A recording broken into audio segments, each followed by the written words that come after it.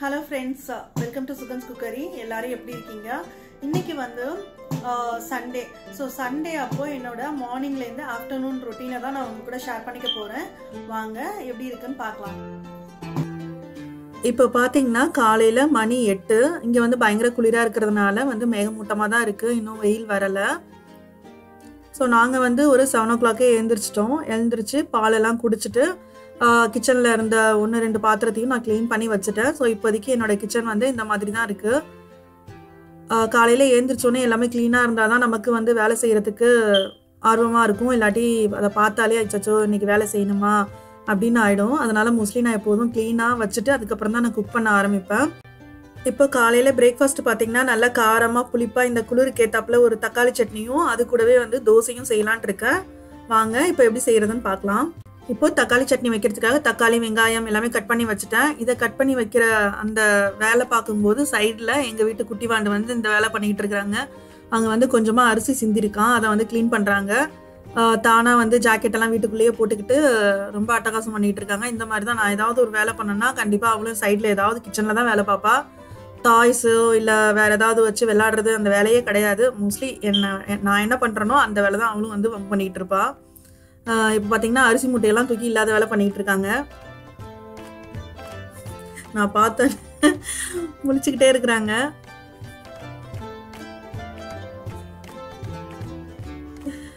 அது வெயிட்டாக இருக்குது, அதை விளாட்டி தூக்க முடியல.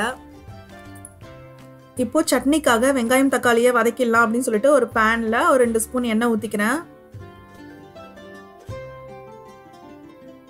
எண்ணெய் வந்து நல்லா காஞ்சதுக்கப்புறம் அதில் ஒரு 1/2 ஸ்பூன் வந்து கடலைப்பருப்பு போட்டுக்கோங்க. கடலைப்பருப்பு போட்டு தக்காளி சட்னி செஞ்சோன்னா ரொம்பவே நல்லாயிருக்கும், வித்தியாசமான டேஸ்ட்டும் இருக்கும்.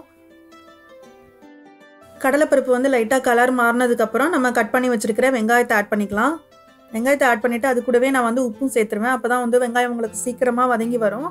அதனால் அது கூட தேவையான அளவு உப்பு சேர்த்துக்கலாம். சேர்த்துட்டு இதை வந்து நல்லா வதக்கிக்கோங்க. இப்போது வெங்காயம் வந்து நல்லா வதங்கிடுச்சு. இந்த டைமில் நம்ம கட் பண்ணி வச்சுருக்கிற தக்காளியை சேர்த்துக்கலாம். தக்காளியை சேர்த்துட்டு நல்லா வதக்கிக்கோங்க. நிறைய பேர் வந்து புதுசாக குக் பண்ண ஆரம்பிக்கும் போது தக்காளி சட்னி வச்சோம்னா அது வந்து கண்டிப்பாக இனிப்பாக தான் இருக்கும். அந்த ப்ராப்ளத்தை நானும் நிறைய தடவை ஃபேஸ் பண்ணியிருக்கேன்.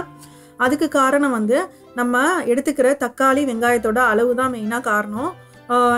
நம்ம வந்து தக்காளி கட் பண்ணதுக்கப்புறம் எவ்வளோ இருக்கோ அதே அளவு வந்து தக்காளியும் நீங்கள் கட் பண்ணி வச்சுக்கணும். அதான் ரெண்டும் வந்து ஈக்குவலாக இருக்கணும். அப்படி இல்லாட்டி தக்காளி வந்து கொஞ்சம் அதிகமாக கூட இருக்கலாம், தப்பு இல்லை. அப்படி இருந்தால் தான் உங்களுக்கு வந்து தக்காளி சட்னி நல்லா புளிப்பாக ரொம்ப நல்லாயிருக்கும். சப்போஸ் உங்களோட வெங்காயத்தோட அளவு வந்து அதிகமாக இருந்து தக்காளி வந்து கம்மியாக இருந்துச்சுன்னா கண்டிப்பாக அந்த சட்னி வந்து இனிக்க தாங்க செய்யும்.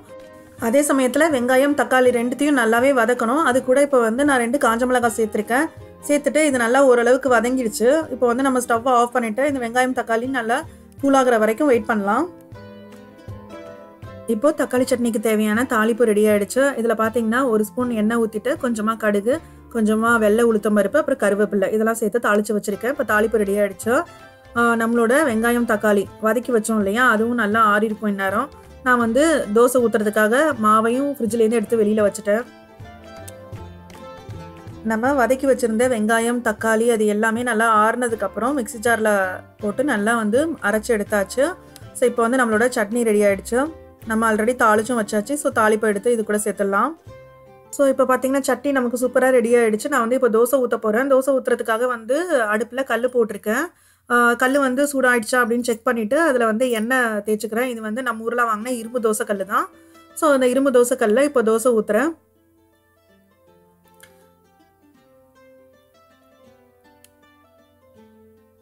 அது மேலவே வந்து கொஞ்சமாக எண்ணெய் ஊற்றிட்டு தோசை சுட்டுட்டு இருக்கும்போதே எங்கள் வீட்டு குட்டி மேடம் வந்து நானும் தோசை சுடணும் அப்படின்னு சொல்லிட்டு ஆரம்பிச்சிட்டாங்க. ஸோ அவங்களும் வந்து சைட் பை சைடு வந்து ஹெல்ப் பண்ணிக்கிட்டு இருக்காங்க. ஸோ இப்படி தான் காலையில் வந்து எங்களோட தோசை அண்ட் தக்காளி சட்னி ரொம்ப சூப்பராக ரெடி ஆகிடுச்சு.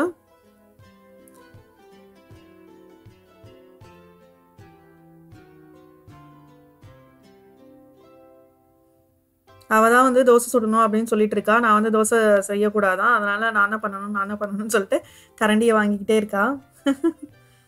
ஒரு 9 to 9:30 வந்து எங்களோட பிரேக்ஃபாஸ்ட் முடிஞ்சிருச்சு. இப்போ வந்து என் கூட வீடியோ எடுக்கிறதுல வந்து எங்கள் வீட்டு குட்டி மாண்டும் சேர்ந்துருக்காங்க. அவங்க உங்க கூட ஷேர் பண்ணிக்க போகிறாங்க. வாங்க பார்க்கலாம். இப்போ வணக்கம் சொல்லுங்க எல்லாருக்கும். பேசுங்க. சரி, இன்னைக்கு என்ன சொல்லி தர போறீங்க எல்லாருக்கும்?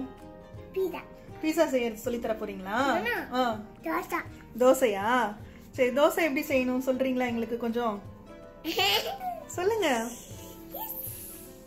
ரியா பாப்பா வந்து எனக்கு வந்து தோசை செய்யறதுலாம் அடிக்கடி ஹெல்ப் பண்ணுவாங்க. அதனால அவங்களுக்கு வந்து தோசை எப்படி செய்யணும் அப்படிங்கிறது நல்லாவே தெரியும். அதை தான் நம்ம கூட ஷேர் பண்ணிக்க போறாங்க. சொல்லுங்க. மாவு வச்சுக்கிட்டு ரவுண்டா போட்டுட்டு எண்ணெய் போட்டுட்டு அப்புறம் வெயிக்கிட்டு மேலே வேகணும். அப்புறம் அது வெந்ததுக்கு அப்புறம் என்ன பண்ணணும்? அதர் சைடு போடணுமா? ஓ, ஓகே.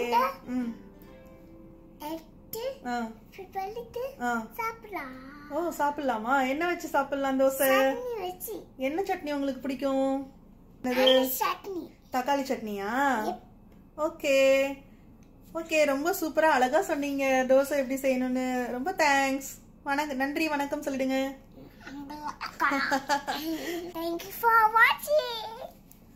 நான் வீடியோலலாம் பேசுறத பார்த்துட்டு அவளுக்கும் ரொம்ப ஆசைப்பட்டு நானும் வந்து பேசணும் அப்படின்னு சொல்லிட்டு கேட்பா.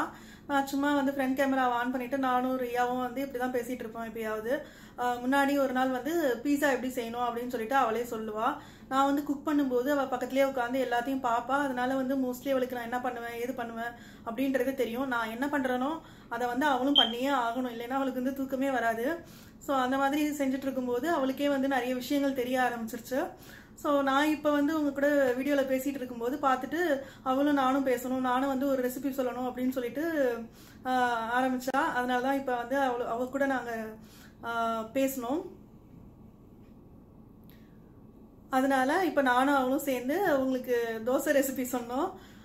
இப்போ வாங்க நம்மளோட ரொட்டீனுக்கு போகலாம். இப்போ பார்த்தீங்கன்னா காலையில் பிரேக்ஃபாஸ்ட் முடிஞ்சதுக்கப்புறம் சாப்பிட்ட தட்டு, அதுக்கப்புறம் கொஞ்சம் பாத்திரம்லாம் இருக்குது. ஸோ இதெல்லாம் க்ளீன் பண்ணிவிட்டு அதுக்கப்புறம் கொஞ்சம் நேரம் கழிச்சு தான் நான் வந்து லஞ்ச் ப்ரிப்பேர் பண்ணுறதுக்கு ஸ்டார்ட் பண்ணுவேன். இந்த பாத்திரம் வந்து கேஸ்ட் அயர்ன் பேனு. இப்போ தான் நான் வந்து இதை க்ளீன் பண்ணி வச்சேன். ஸோ நம்ம வந்து இரும்பு பாத்திரத்தெல்லாம் வந்து க்ளீன் பண்ணிவிட்டு அப்படியே தண்ணியோடு வச்சிட்டோம்னா அந்த தண்ணினால இரும்பு பாத்திரங்கள் வந்து துரு பிடிச்சிரும்.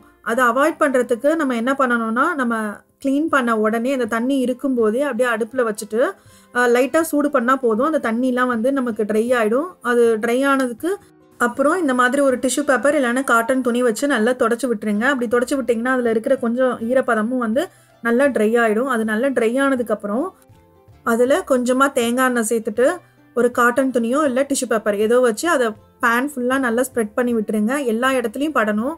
ஈவன் நம்ம பிடிக்கிற அந்த பிடியில் கூட நீங்கள் நல்லா அந்த எண்ணெயை தடவி விடணும், இல்லாட்டி அங்கே கூட துருப்பிடிச்சிடும். அதே மாதிரி பேக் சைடும் எண்ணெய் நல்லா தடவி அதே மாதிரி நல்லா நீங்கள் வந்து ஸ்ப்ரெட் பண்ணி விட்டுட்டிங்கன்னா போதும். உங்களோட பேன் வந்து எப்போதும் ரொம்ப புதுசு போல் ரொம்ப சூப்பராக இருக்கும். அதே சமயத்தில் உங்களுக்கு இரும்பு பாத்திரம் யூஸ் பண்ணுறதுனால உங்களுக்கு வந்து உங்களோட ஃபுட்டில் அயன் கண்டென்ட்டும் இன்க்ரீஸ் ஆகுது. அதே சமயத்தில் வந்து உங்களோட ஃபுட்டு வந்து அயன் பாத்திரத்தில் சமைக்கும் போது ரொம்ப ஸ்பீடாக வந்து குக் ஆகும். ஏன்னா வந்து இரும்பு பாத்திரங்கள் வந்து ஈவனாக வந்து குக் பண்ணுறதுனால உங்களுக்கு ஸ்பீடாகவும் குக்கிங் நடக்கும். அதனால ரொம்பவே நல்லது. ஸோ இப்போ பார்த்தீங்கன்னா ஒரு 11:30 இருக்கும். இப்போ மதியம் லஞ்சுக்கு தேவையான ப்ரிப்பரேஷன்லாம் செய்ய ஆரம்பிச்சிட்டேன். ஸோ இன்றைக்கி லஞ்சு பார்த்தீங்கன்னா மீன் தான் வாங்கிட்டு வந்திருக்கோம். ஸோ மீன் குழம்பும் அப்புறம் மீன் வறுவல் ரெண்டுமே செய்யலான் இருக்கேன். ஸோ ஃபஸ்ட்டு வந்து மீனை நல்லா கழுவிடலாம். மீனை நல்லா வாஷ் பண்ணிவிட்டு அதில் வந்து மஞ்சள் தடவி எடுத்து தனியாக வச்சுருக்கேன். இப்போ அதுக்கு தேவையான காய்கறிகள் அதெல்லாம் வந்து நம்ம கட் பண்ண ஆரம்பிச்சிடலாம். ஸோ இப்போது மீன் குழம்புக்கு பார்த்திங்கன்னா வெந்தயம், அதுக்கப்புறம் சின்ன வெங்காயம், தக்காளி, பூண்டு இதெல்லாம் வந்து நான் எடுத்து வச்சுருக்கிறேன். அது கூட வந்து ஒரு நல்ல பெரிய எலுமிச்சப்பழ சைஸுக்கு புளி கரைச்சி எடுத்து வச்சுருக்கேன். இப்போ மீன் குழம்புக்கு தேவையான பொருட்கள் எல்லாம் தனியாக எடுத்து வச்சாச்சு. மீன் குழம்பு பண்ணுறதுக்கு முன்னாடி நம்ம மீன் வறுவலுக்கு வந்து மசாலாவெல்லாம் நம்ம மீனில் தடவி வச்சிட்டோம்னா அது வந்து நல்லா ஊறிக்கிட்டு இருக்கும். அந்த டைமில் நம்ம வந்து மீன் குழம்பு செஞ்சிடலாம். ஸோ எல்லாத்தையும் முடிச்சுட்டு ஃபைனலாக வந்து நம்ம மீன் வறுவல் பண்ணிக்கலாம். இந்த மீன் வறுவல் ரெசிபி வந்து நான் ஆல்ரெடி போஸ்ட் பண்ணியிருக்கேன். அதோட லிங்க் வந்து கீழே டிஸ்கிரிப்ஷன் பாக்ஸில் கொடுக்குறேன், வேணும்னா நீங்கள் செக் பண்ணி பாருங்கள். இப்போது மீன் குழம்பு செய்கிறதுக்காக ஒரு மண்பானையில் 4 ஸ்பூன் வந்து நல்லெண்ணெய் ஊற்றிருக்கேன். எண்ணெய் வந்து நல்லா காஞ்சதுக்கப்புறம் அதில் ஒரு 1/2 ஸ்பூன் வெந்தயம் சேர்த்துக்கோங்க. வெந்தயம் வந்து நல்லா வெடித்து அதோட கலர் மாறணும், அப்போ தான் மீன் குழம்புக்கே டேஸ்ட்டு. ஸோ இது வந்து நல்லா வெடிக்கிற வரைக்கும் வெயிட் பண்ணுங்கள். இப்போது வெந்தயத்தோட கலர் மாறினதுக்கப்புறம் அதில் கொஞ்சமாக கருவேப்பில்லை, ஒரு கைப்பிடி வந்து பூண்டு சேர்த்துக்கோங்க. சேர்த்துட்டு இதை நல்லா வதக்கிக்கலாம். இது நல்லா வதங்கினதுக்கப்புறம் நம்ம எடுத்து வச்சிருக்கிற சின்ன வெங்காயம், அதுக்கப்புறம் வந்து தக்காளி, இது எல்லாத்தையும் நல்லா போட்டு வதக்கிக்கணும். வெங்காயம் தக்காளி நல்லா வதங்கினதுக்கப்புறம் நம்ம புளி தண்ணி கரைச்சி வச்சுருக்கோம் இல்லையா, அதில் வந்து தேவையான அளவு குழம்பு மிளகாய் தூள் உப்பு எல்லாத்தையும் சேர்த்து கரைச்சி கூட்டி வச்சுருக்கிறேன். அந்த தண்ணியும் இது கூட சேர்த்து நல்லா கொதிக்க விட போகிறோம். இப்போ அது கூடயே வந்து தேங்காய் பால் இல்லாட்டி தேங்காய் பேஸ்ட்டு ஏதாவது கொஞ்சமாக சேர்த்துக்கலாம். அப்போ வந்து மீன் குழம்பு ரொம்பவே டேஸ்ட்டாக இருக்கும். இது நல்லா கொதிக்கட்டும். கொதி வந்ததுக்கப்புறம் இதில் வந்து நம்ம மீன் சேர்க்க போகிறோம். இப்போ பார்த்தீங்கன்னா மீன் குழம்பு வந்து நல்லா கொதிக்குது. இந்த டைமில் உப்பு காரம் எல்லாமே செக் பண்ணிவிட்டு அதுக்கப்புறம் வந்து நம்ம மீன் சேர்க்க போகிறோம். அவ்வளோதான், மீன் சேர்த்தாச்சு. இது வந்து நல்லா கொதிச்சு மீன் வந்து வேகட்டும். அதுக்குள்ளே வந்து நம்ம ரைஸ் வச்சிடலாம். ஸோ இங்கே பார்த்தீங்கன்னா குக்கரில் நான் ரைஸ் வச்சாச்சு. இப்போ வந்து நான் மீன் வறுவல் செய்ய போகிறேன். அதுக்கு வந்து ஒரு பேனில் கொஞ்சமாக எண்ணெய் ஊற்றிருக்கேன். இது வந்து லைட்டாக ஷாலோ ஃப்ரை மாதிரி தான் நான் பண்ண போகிறேன், டீப் ஃப்ரை பண்ண போகிறதில்ல. ஸோ அதுக்காக கொஞ்சமாக எண்ணெய் ஊற்றிட்டு வெயிட் பண்ணிகிட்டு இருக்கேன். கல் நல்லா சூடானதுக்கப்புறம் நம்ம வந்து மீனை போட்டு நல்லா பொரிக்க ஆரம்பிச்சிடலாம். இப்போ பார்த்தீங்கன்னா பேன் வந்து நல்லா சூடாகிடுச்சு. நம்ம மசாலா தடவி வச்சுருக்கிற அந்த மீனெல்லாம் சேர்த்துடலாம். சேர்த்துட்டு கொஞ்சமாக எண்ணெய் ஊற்றிக்கிறேன் நான் மேலே. ஊற்றிட்டு அப்பப்போ தேவைப்படும் போது திருப்பி திருப்பி விட்டோன்னா போதும், ரொம்ப சூப்பராக மீன் வறுவல் ரெடி ஆகிடும். ஸோ பார்த்தீங்கன்னா ஒரு சைடு வெந்துருச்சு. ஸோ அதனால் இந்த சைடு நான் திருப்பி போட்டிருக்கேன். இது வந்து பீஸ் வந்து கொஞ்சம் மொத்தமாக போட்டிருக்காங்க, அதனால் கொஞ்சம் வேகிறதுக்கு ரொம்ப நேரம் ஆகுது. ஸோ அவ்வளோதான், நம்மளோட மீன் வறுவல் ரொம்ப சூப்பராக ரெடி ஆகிடுச்சு. இப்போ நான் அதை எடுத்துடுறேன். இது வந்து சங்கரா மீனுன்னு சொல்லுவாங்க இல்லையா, அதுதான். ஆனால் ரொம்ப பெரிய சங்கரா மீனாக இருக்குது, அதனால ரொம்ப சாஃப்டாக இருக்குது. எடுக்கிறதுக்குள்ளேயே டக்கு டக்குன்னு உடஞ்சிருது. ஸோ இப்போ பார்த்தீங்கன்னா மீன் குழம்பும் ரெடி ஆகிடுச்சு, மீன் வறுவலும் ரெடி ஆகிடுச்சு, சாதம் ஆல்ரெடி வச்சாச்சு, சாதமும் ரெடி ஆகிடுச்சு. அவ்வளோதான், நாங்கள் வந்து இப்போ லஞ்சை சாப்பிட போகிறோம். நல்ல இந்த குளிருக்கு பார்த்தீங்கன்னா இந்த புளிப்பான ரொம்ப சூப்பரான மீன் குழம்பு சாப்பிட்றதுக்கு ரொம்ப இதமாக இருந்தது. சாப்பிட்டுட்டு ரியா வந்து கொஞ்சம் நேரத்தில் தூங்கிட்டா. அதுக்கப்புறம் நாங்கள் கொஞ்சம் நேரம் வந்து சன் டிவியில் ஏதோ ஆல்ரெடி ஒரு ப்ரோக்ராம் போட்டிருந்தாங்க, அதை பார்த்துட்டு இருந்தோம். ஸோ அவ்வளோதாங்க. இந்த வீடியோ உங்களுக்கு பிடிச்சிருந்ததுன்னா லைக் பண்ணுங்கள், மறக்காமல் சுகன்ஸ் குக்கரியை சப்ஸ்கிரைப் பண்ணுங்கள். தேங்க்ஸ் ஃபார் வாட்சிங்.